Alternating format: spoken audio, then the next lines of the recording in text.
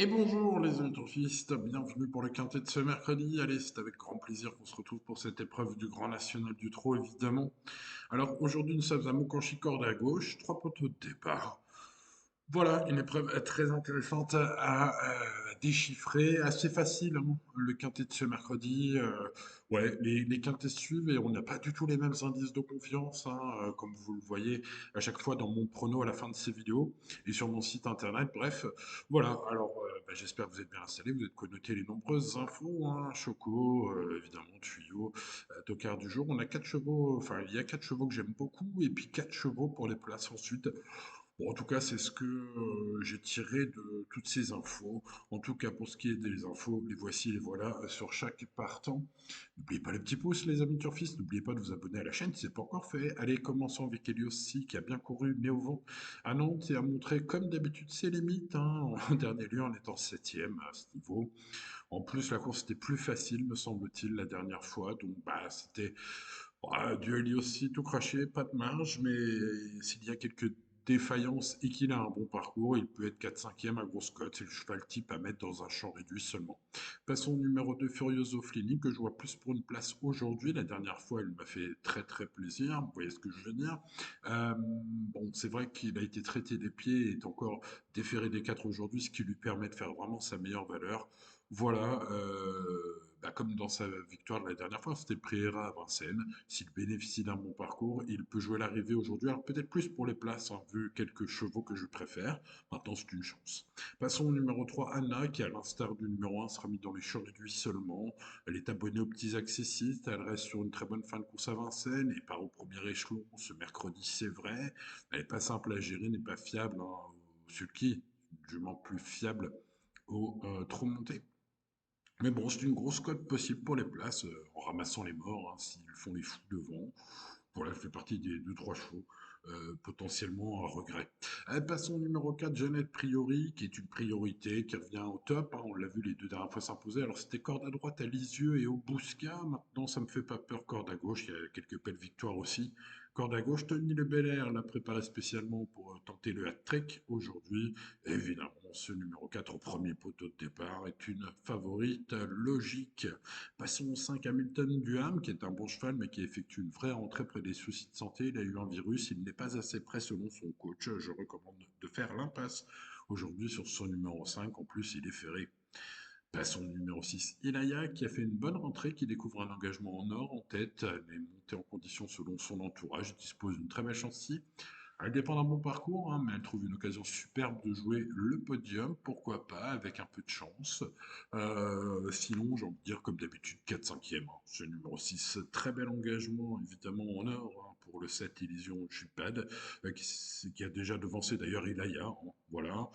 Peut-être pour ceux qui font les lignes, on peut garder ce 7 devant le 6. Une chance régulière pour les places aussi, pour la gagne. Quelques chevaux que je préfère, mais vraiment, l'engagement est en ordre pour ce 6 et ce 7 qui figureront sur de très nombreux tickets en 4-5e place et c'est logique.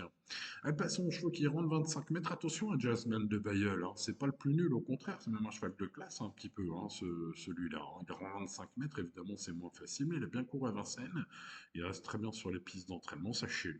Voilà, en rendant la distance, ce sera dur de gagner. Bon, 3, 4, 5e avec un bon parcours, évidemment, ça fait partie des belles possibilités avec Franck Nivard, ce numéro 8.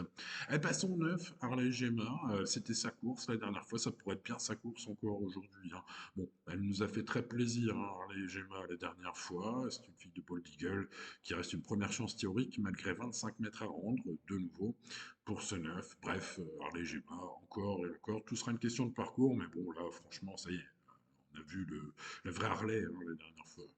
Une belle moto, ce numéro 9. Allez, passons au numéro 10, Alpha, qui prépare une course, rien à voir avec Roméo, bien sûr, qui prépare une course au tronc monté. Voilà, alors sa forme est sûre, ça fait partie des chevaux qui ne sont pas en mode course visée aujourd'hui, mais qu'on ne peut pas forcément rayer, on va dire, catégoriquement, même si j'en ai préféré d'autres assez largement. Hein. Il y a des chevaux plus ambitieux.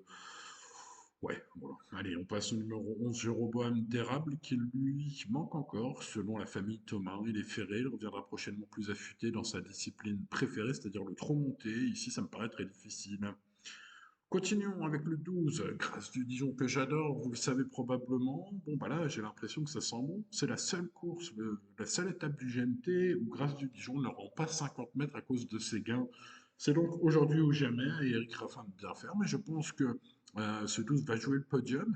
Et même avec, on va dire, si le parcours se passe vraiment très bien, je pense même qu'elle peut donner très très chaud et battre les favoris du jour, hein. Attention, ça pourrait être un joli choco, ce numéro 12. En tout cas, je garde très haut dans mes bases. Façon 13, Landréen, qui est un bon cheval, qui a montré les moyens, mais qui reste ferré ici. Il sera en mode sport pour la finale de décembre à Paris.